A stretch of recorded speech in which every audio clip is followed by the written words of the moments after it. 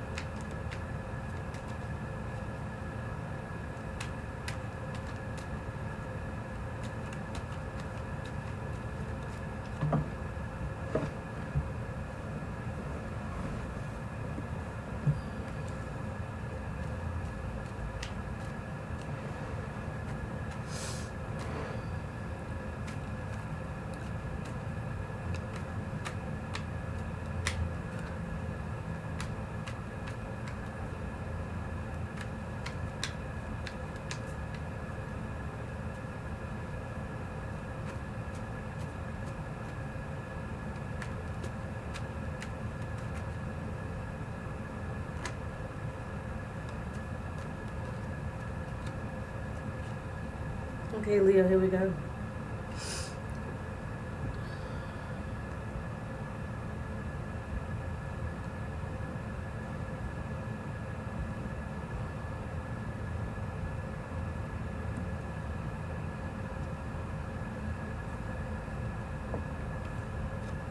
What the heck is going on?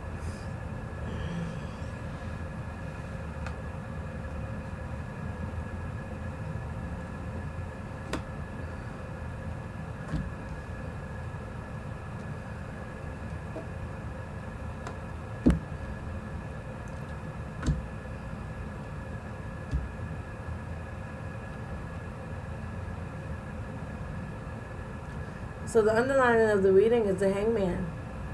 The hangman is about being in self-contemplation. Not necessarily, well, taking a break, but taking a break while being observant of what's going on around you. It's about a time of self-reflection and understanding that, well, right now I really don't have to make a decision. I'm just going to wait it out and see what transpires and takes place before I make my move. And I'm also going to take this time to learn more about what it is I'm trying to do, or to learn more about myself. It's not a card of trouble or worry. It's actually a card of, you know what I'm saying, taking this time out to regroup, to take a deep breath, to relax, and then I can come back in and do something better and greater with myself. You know what I'm saying? And I don't have to rush into anything. Everybody wants to go to school. Everybody says, go to work, go do this. And I don't want to do anything right now. I'm just going to take this time out, take this moment. You know what they remind me of? The when you leave college. When you graduate from college for the first time, everybody's down your throat to get this job, to move here, to do there, and do all of these things. But what this card is about is taking the time out, taking that break in between school and your first job just to regain your senses. Because after you take all them tests, you there about crazy. You understand what I'm saying to you? So that's the underline of the reading. That's what's going on besides everything that I'm going to talk to you about today. So two cards came out together, right? And this is a card of secrets. They're just about you keeping secrets, Leo, that you don't want anybody to know about, right? But there's one person that knows, and you're a little shaky about them, like, I ain't feeling it, right? But this is also intuition. Like, I feel like one of these chicks is playing me, right? And then the one that you think is playing you is the same one that's holding your secret. So you like, oh shit, like, listen, you partying with them, you hanging out with them, but then you're like, wait a minute, this chick ain't right. I'm seeing the yellow in the dark skin yellow girl. She not right? But I can't call the other two and go out with them without her feeling some kind of way, and then her calling me, and then this whole thing comes about, right? Because these secrets, you feel like when you're around them, they know, like the way they're saying certain things, the way they're moving, and the way they're doing certain things towards you. You feel like these people she told. She let everybody know what's going on with me. Here's the thing, Leo, go to therapy. No matter how intuitive your friend is, no matter how, because this is also a card of intuitiveness, no matter how Pisces she is, no matter how she's good at solving problems, when this chick holds your secret and then you don't trust her, or you feel like she told, because most of the time, this is also saying to me, most of the time when you get a gut instinct, you know that it's real, you know that it's the truth, you know that this person has told some of your deepest and darkest secrets, and the people around you are making fun of you because of it, and that is so fucked up, and that's a person that needs to be dropped ASAP, right now, right this second, right this minute. Don't you wait. When you get off YouTube, you put the block button on the phone call, on the Facebook, on the Twitter, on the Tumblr, on the everything. Because this person right here, they're going to go and tell you shit. They will tell every other thing that comes out your mouth. That's abuse. Acknowledging abuse when you need to. Besides the other things that she's doing. Because I feel there's other stuff that she's doing as well. And she's not taking in accountability of you and what you put forth in the situation. She's just using you. And you confided in her because you really, in the beginning, you thought that you was true friends, but you're not friends at all. This chick is out to make you down because, see, you the high priestess, and the high priestess got a lot of things going for her. She can do a lot of things in a lot of different ways because she's learned a lot of different ways to do it. You understand what I'm saying to you? And this is a form of jealousy because they are trying to tear down your character. They're trying to tear down who you are as a person. They're trying to make you feel less than what you are. And that's completely unfair. By spreading your private business to the world, she just can't come out and say, I don't like her. Because that's not what she wants to do. See, because this is where the abuse comes in. She wants to take those friends and bring them onto her side and make them see what a bad person you really are. That's emotional abuse. And then now that she has these two goons following her around or co-signing her BS, they're going to ridicule you and make you feel bad about these secrets that you confided with her in. They're gonna make you feel like crap because you did certain things in your private life that they wanna make fun of and make you feel bad and subconscious. All of this is abuse. If you are involved in a group of people that are doing things towards another person, you are an abuser. You are an emotional abuser.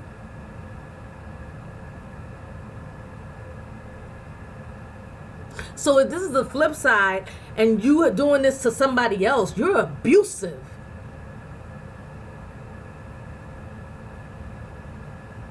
Underline another reading. And whatever you're doing towards this person is not working.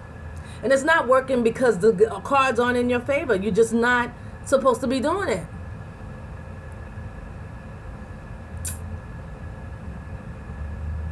It's a non-victorious. It's like every time you try, you hit a big brick wall. This person can no longer fill the void that you need them to fill. They're filling a void in you of giving you self-confidence when you have no self-confidence and you have no self-worth. And you have been using these people and using this person to fill your self-worth, because the people that are helping you, you feel like the queen of them. Allocating and dictating how they do what they do. You are the boss. And this fills your self-confidence. It fills your self-worth. But it no longer is serving you. It no longer feels good, because now you have to find something else. You have to find another way to fill this void. You have to find somebody else to abuse. Because if you do not, you have to deal with the fact that you don't feel like shit, like you don't feel worthy of anything or anything at all. You don't feel worthy of life. You don't feel worthy of breathing. You don't know why you're here. You don't know why God put you here. Because all you know how to do is abuse.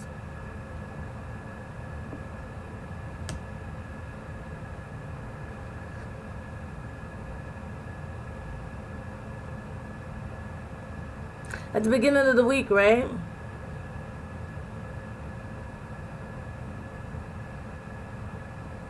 You feel like a child again, because you starting to realize, well, why you're abuser, because you were abused as a child. A lot of bad things were done to you. A lot of bad things were done to you that you suppressed and didn't do. You had no self-worth from 6, 7, 8 years old. No self-esteem, no self-worth from a child. And in the beginning of the week, you revert back to this, because here's the thing. Now you starting to say, well, you have nothing else left to fill the void. So now you have to look at why you have the void. And when you look at why you have the void, that's when you realize that you can't handle it. You start to see images and reflections of rape and abuse and verbal abuse and emotional abuse and getting beat and beat and beat and beat. Stuff that you never took 1 second to deal with. Not 1 day of therapy. Not 1 ounce of self-enliftment. You became the abuser. This ain't for everybody. But you became the abuser, so now guess what? You got to find a way to fill that void.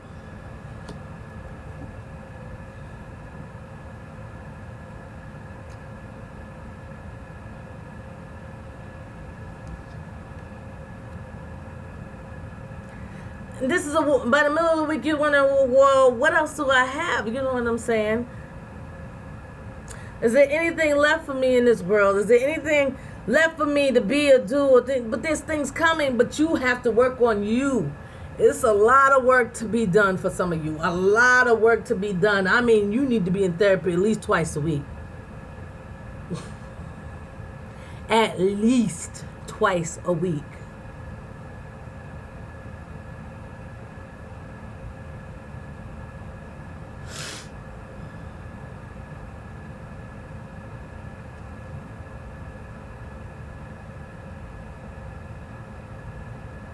By the end of the week, you see there's an energy here, right? Just pushing forward out into the universe. I feel like you're going to be lashing out at anybody by the end of the week. By the end of the week, you're going to be throwing daggers in all directions. Because you do not know how to handle your true self, which is a worthless feeling you have. A worthless, pitiful human being. That's what you feel like you are. And this has started from childhood, like baby, like 5, 6, 7 years old. When you have nobody to abuse, you understand why you're doing it. You're doing it to make yourself feel good about yourself. It makes you feel good because then you don't have to feel like this worthless piece of shit that they told you were when you were 5. That you grew up knowing that you were. You don't know that you're anything else. And the only way you feel good is by abusing and hurting others the way you were abused and hurt.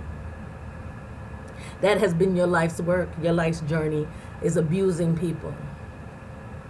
Of all kinds too. Emotional abuse, just mental abuse, everything. You just run the gambit with relatives, with friends, co-workers, associates. You fuck with everybody you can on a mental basis. You use money. You lose manipulation.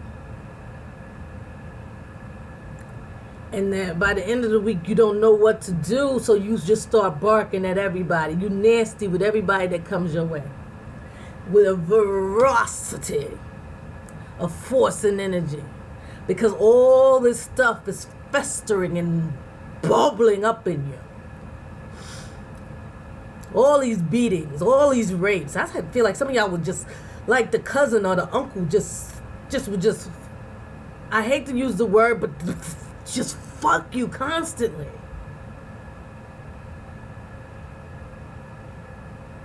And people would know about it. They walk across the room. They walk past the room and act like it wasn't there.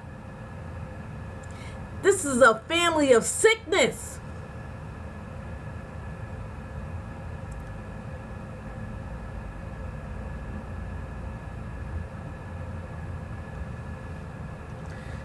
By the end of the week, you know, the outcome of the week is that you need to take a real strong break and find your joy, find your happiness, right? Your wish is to take a vacation. You need to go there.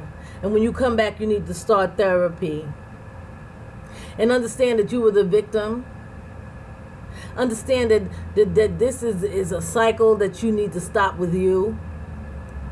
That you need to rebuild yourself from 5 up to 20. If you're 20, 5 up to 30, 40, 50, 60, whatever you are, you need to build yourself back up. But you need to take a break from this being the abuser and understand and take peace in yourself and be okay with where you are at now so that you can grow into a full human being for the first time in your life. Abusive therapist. A therapist that specializes in abuse. I'm Renee Michelle. Stay blessed. Ashe. See you next week, Leo.